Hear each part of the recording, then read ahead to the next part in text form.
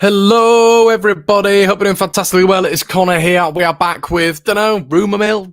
Probably not. It's probably just more on my take on the whole Kalvin Phillips saga. Yes, I have left it until 7 a.m. today to give you guys my thoughts because last night, Twitter, social media in general, was was toxic to say the least. Kalvin Phillips looks like he is going to Manchester City. Every single news outlet on the platform is reporting that he has gone to Manchester City. Pep Guardiola made it no secret that him and Cucurella were his targets after Erling Haaland has gone to Manchester City as well. So, yeah, I mean, I was always expecting it. I think they declared their interest really in the summer of last season. I remember doing loads of rumour mills. The City were always keeping an eye on Kalvin Phillips. They've made no takeaways from that. We all understand that's been the case. I think a lot of fans are a little bit vexed at the fee. I'm not going to flip-flop. I thought 45 to 50 million was all right for Kalvin. Yes, I'd have probably preferred 50 for Kalvin. A lot of other news outlets are reporting that it is closer to 50 to 55 million. I think the news outlets that are reporting that are Leeds-based. They are heavily Leeds-based. And ultimately, I don't think they're wrong. I don't think they're coming from any bias. But what I will say is I wouldn't be surprised if the initial fee was 42 million. I wouldn't be surprised if the 3 million bonuses is a thing to take it to 45 million. But then it wouldn't also surprise me if it went to 50 to 55 million with some bonuses and add-ons included in that. So I think that is evidently where the message has been skewed a little bit. I think there's some really achievable bonuses when it comes to the 3 million add-ons, which takes it to 45 million.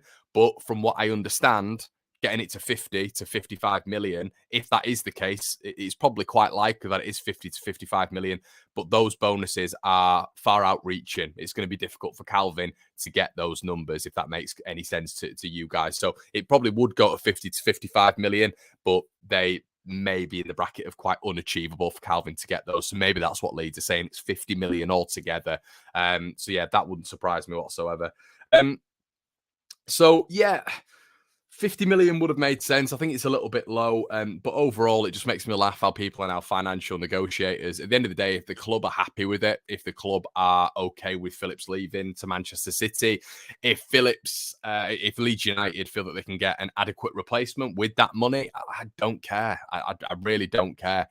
There are players out there who are going to be within a 45 million to 50 million pound deal. That is just obvious. They're, defensive midfielders. Tchouaméni's just gone from Monaco to Real Madrid for 72 million. Arta went from Barcelona to Juventus for 52 million. Rodri went from, I believe it was Atletico Madrid, was it, to Manchester City for 62 million. Defensive midfielders don't go for that money, guys.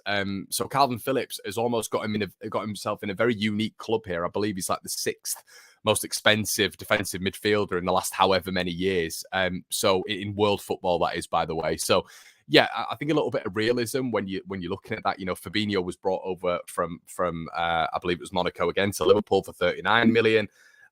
Yves Bissouma has gone to Spurs for 30 million. He's got a year left on his contract. Obviously, Kalvin's got 2 years left on his contract, but Yves Bissouma has probably gone for about 15 million quid less than Kalvin Phillips. So overall, the deal in the current economic market probably makes a lot of sense. It's hard to hear, but it probably makes a lot of sense. And on top of that as well, Manchester City are shrewd operators. Name me one signing really in the last 5 years that's flopped. It doesn't happen. People always talk about the money that Manchester City spend, but they don't make mistakes. They rarely do. Benjamin Mendy, obviously that's off the field issues.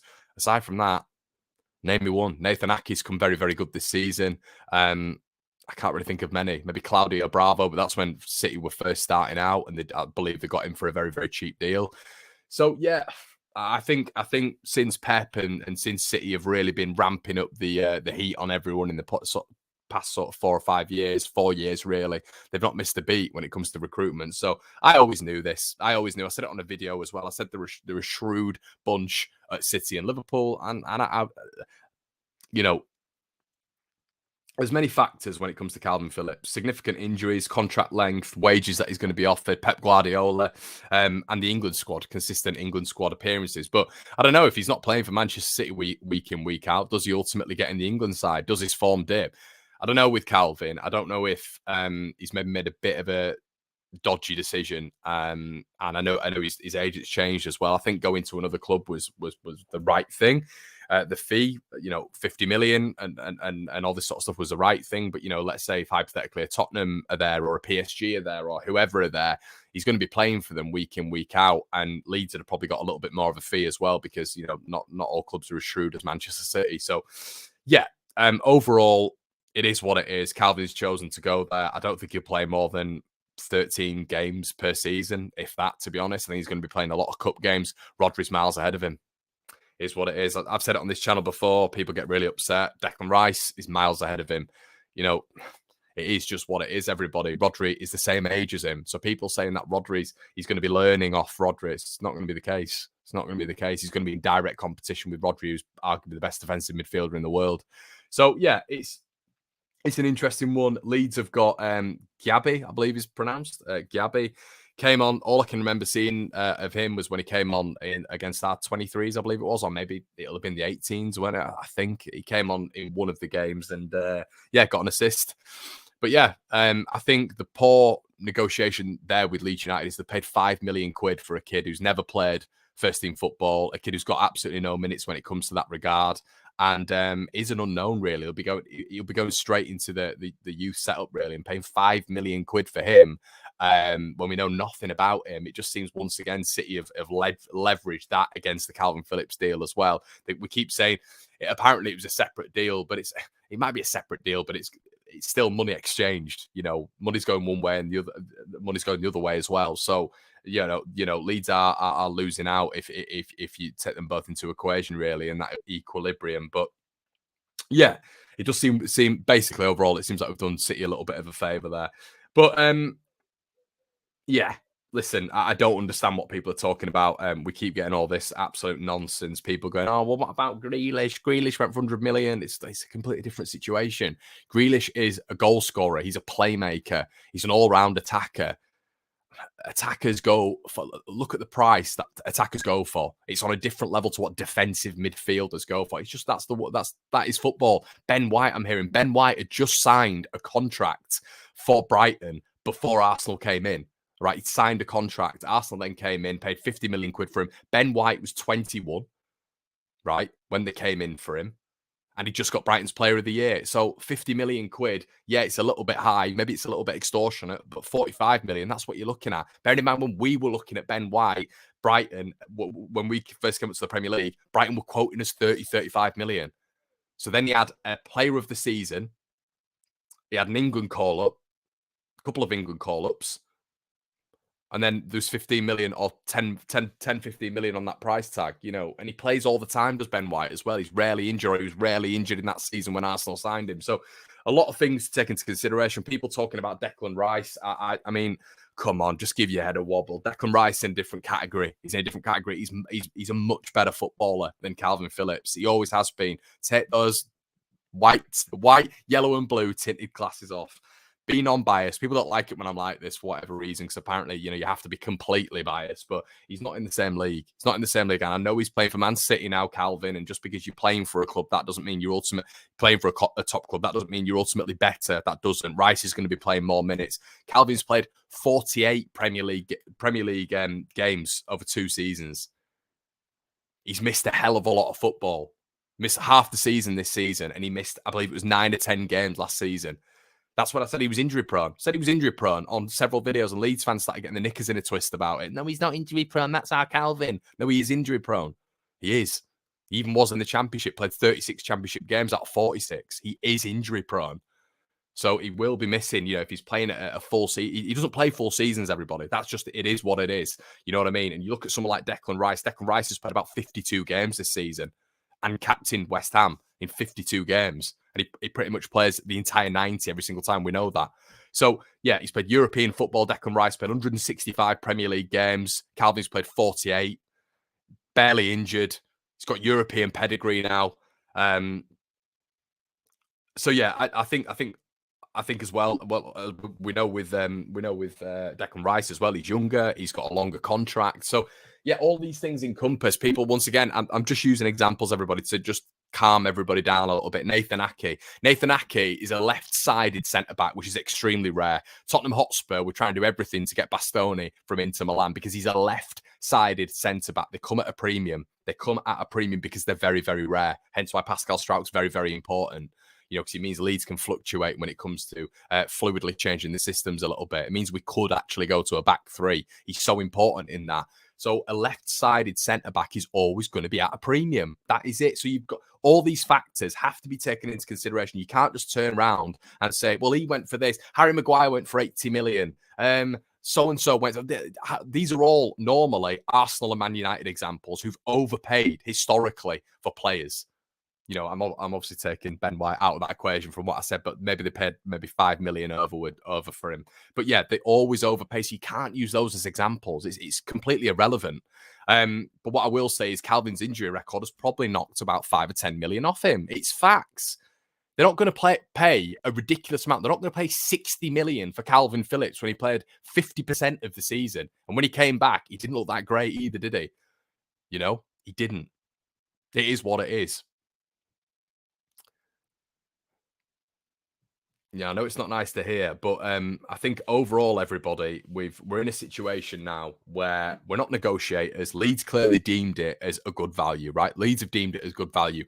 You're not going to replace Kalvin Phillips with another defensive midfielder who's 45 million, because as I've said, it doesn't happen. Defensive midfielders don't go for that sort of money.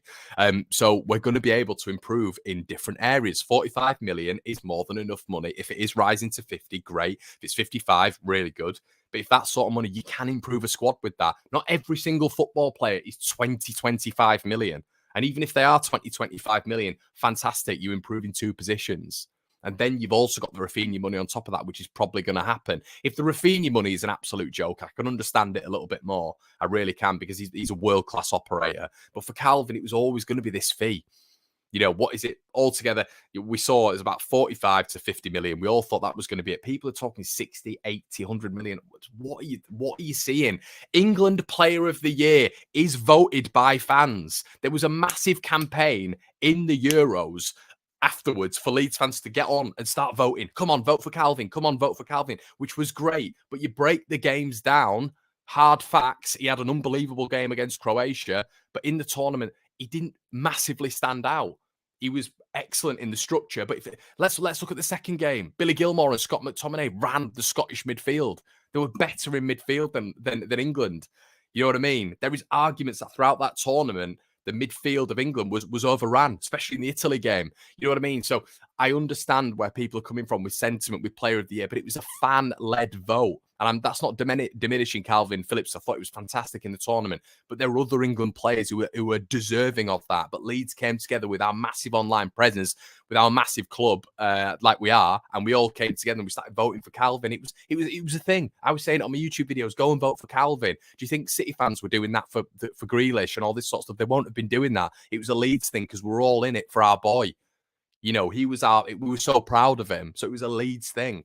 So this England Player of the Year stuff is absolute garbage. It really is, in my personal opinion. It's definitely an achievement, but it's not as much of an achievement as people are going on about. It really isn't. At the end of the day, we're getting too hung up on these transfer fees. We'll get top quality replacements. There's top quality replacements out there. Mo Kamara is looking at Mohamed Kamara, who for me, there's an argument that he's better than Kalvin Phillips. There's an argument that he's definitely better than Kalvin Phillips in this system.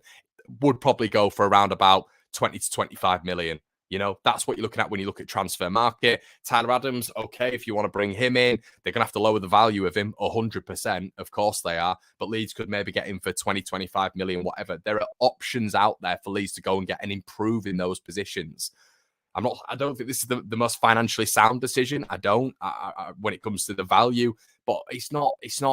Some Leeds fans are going on as if it's the most disgraceful decision they've ever seen. I don't get that. I don't understand what people's valuations of Kalvin Phillips was. Why people think we should be getting the same valuation for Kalvin Phillips as you should for Declan Rice. That's just absolutely that's lunacy. And using Manchester United examples, when Manchester United notoriously overpay for players, you can't just compare players, because there's no point in doing so, because there's always little factors when it comes to players, right? We just spoke about Ben White. Ben White's 21. He just signed a new contract at Brighton. He got Brighton's Player of the Year. He was a mainstay throughout the season, didn't get injured, was excellent for Brighton that season. That's why Arsenal then went and paid a premium. Okay? There's always different factors. You can't just say, well, Arsenal paid 50 million, so we should be getting at least 90 million for Kalvin Phillips because he's played for England, not England player of the year. It's nonsense. It's absolute nonsense. So listen, keep your chin up. Don't get too down about it. I think Leeds are going to go out there and make some decent signings. If Rafinha goes, Rafinha goes. Keep your chin up. I think we're going to bring in some big replacements. There's some great chat already about Cody Gakpo. Obviously, CDK looks like he's turned us down, which is fine. But it's nice to see we're in that market. It's nice to see we're in that conversation with those sort of players, in my opinion. Listen, don't get too vexed in the comment section below. This is all my opinion. Your opinion, stick it in the comment section below. If you think it's an absolutely horrific deal, fair play. That's absolutely fine. But just don't get too abusive. Don't get too caught up on it because, if Leeds are to bring in another defensive midfielder and he's as good as Kalvin and he looks really nice. And listen, we all knew this day was going to come. He's 27 this season. He's stopped. This is the biggest stop we're going to get for him, right? This is the biggest stop we're going to get for him. So it is what it is. We move on. There's no point in getting caught up on it and crying about it. It is what it is. Leeds have got their valuation. Everybody at Leeds knew Kalvin Phillips down to the T. They were very, very intertwined with his family. They'll have wanted the best deal for Leeds United. They feel that this is the best deal for Leeds United. They're probably looking at players and thinking, we can really reinvest that in him. Hopefully Mo Kamara, but we can really invest that in him. And the Leeds fans are going to be really happy with that replacement. A replacement who's 5 years younger and arguably has got more potential than Kalvin Phillips. I'm actually more surprised that City have gone in for Kalvin Phillips, if I'm honest with you. I really am. I think there's definitely options out there. And there's an argument that, if they're looking at their academy, they could have brought one of the players up, Lavia and all this sort of stuff who could have maybe fit in that role and learn off Rodri, I understand why they've gone for Kalvin Phillips. Of course, you've got the English quota in there as well, which means they can obviously do more on the European stage, which is a big thing. But it'll barely play. But I think everybody inside Leeds United think that that's probably a good deal. So, it might be 50, 55 million all in. Who knows? But I think, there's going to be a lot of bonuses in there, which probably take it to 50 million. But the fee is 42 million. So packaged up, it probably is 50 to 55 million. You can't ask for any more than that. And don't get too stressed about the fee, everybody, because, it is what it is. If the club think it's enough, We've just got to go out there and get some decent replacements. I'm going to be back tonight speaking to Brownie about this. We're going to be on a live stream at around about 7 or 8. So, yeah, getting his thoughts on the overall deal. Have a good one, guys.